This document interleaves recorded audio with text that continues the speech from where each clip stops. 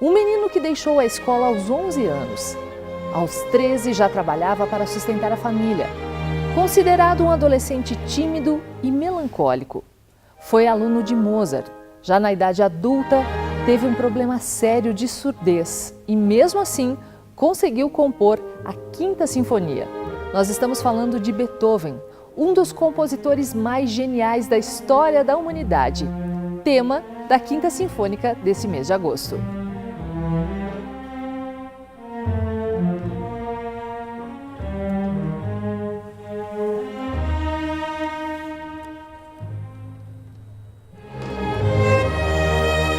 Beethoven é sensacional, né? É um compositor que fez parte do período clássico, né? Juntamente com outros grandes compositores como Haydn e Mozart, mas ele tem uma ousadia que eu acho muito bacana, né? Algumas coisas dentro dessas composições que nós vamos apresentar já mostra esses detalhes, né? De revolução, de inovação.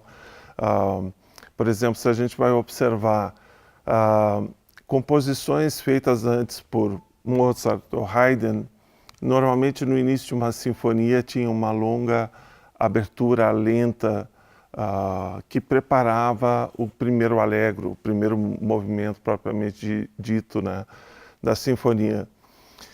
E Beethoven, tanto nessa sinfonia quanto já na terceira sinfonia, ele começa com simplesmente 4 notas. Esse pá, pá, pá, pá.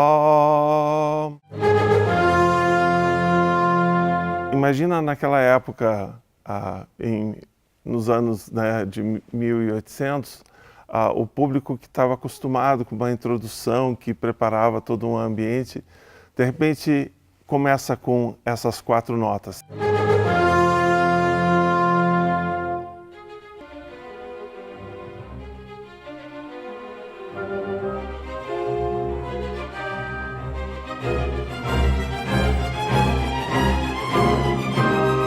Victor Rosenbaum é um pianista que é professor da New England Conservatory em Boston, nos Estados Unidos.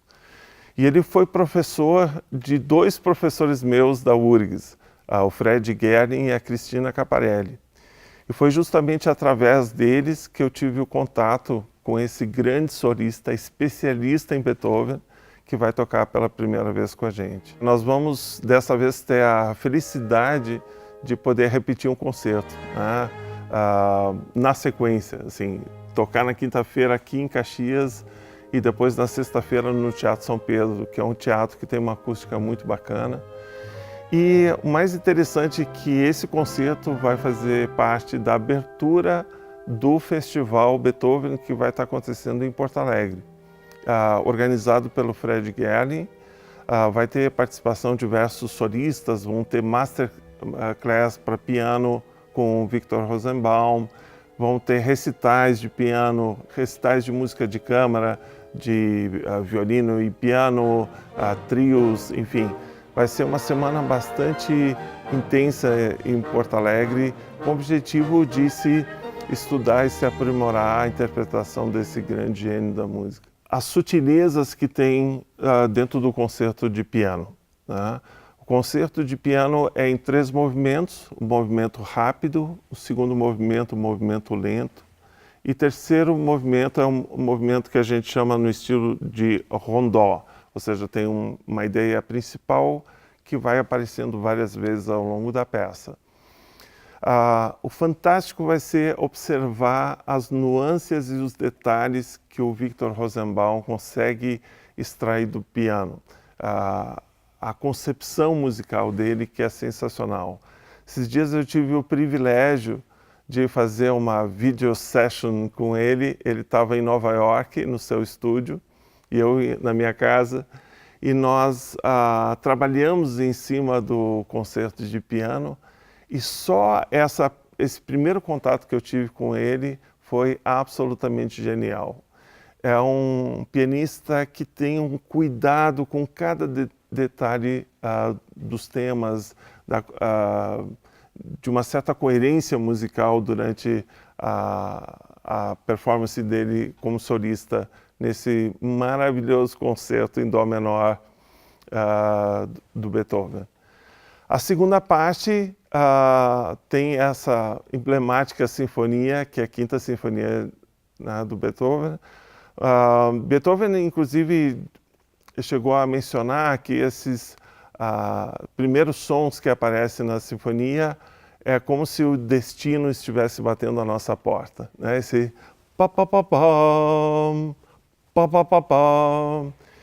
E é incrível como ele consegue, ao longo da peça, manter isso, esse elemento rítmico em todos os movimentos.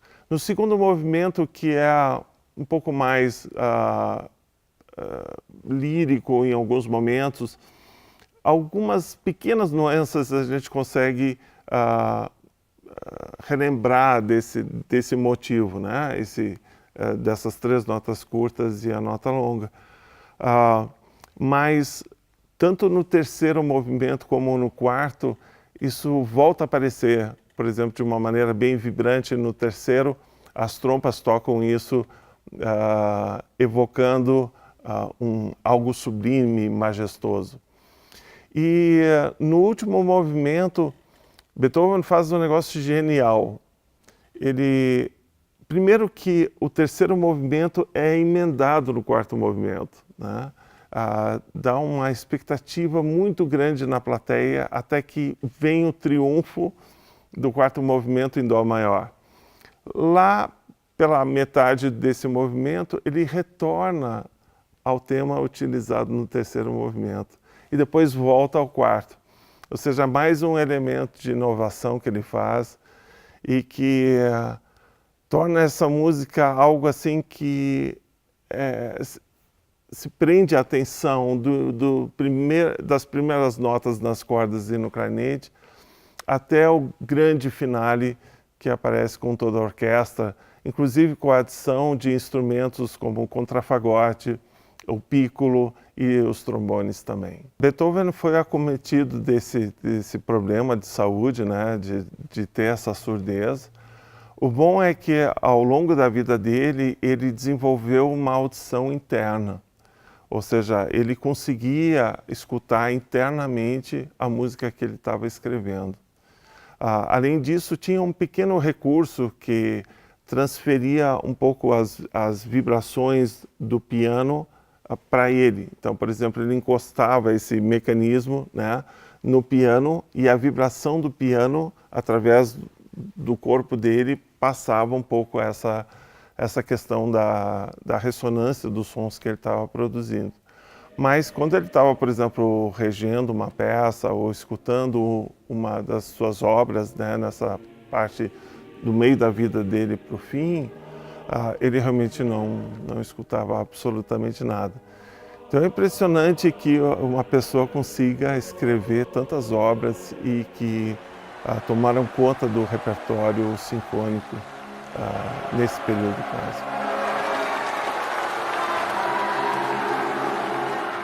O quadro Substância Sonora de hoje vai ficando por aqui, desejando a você uma boa noite e um excelente espetáculo. Até mais!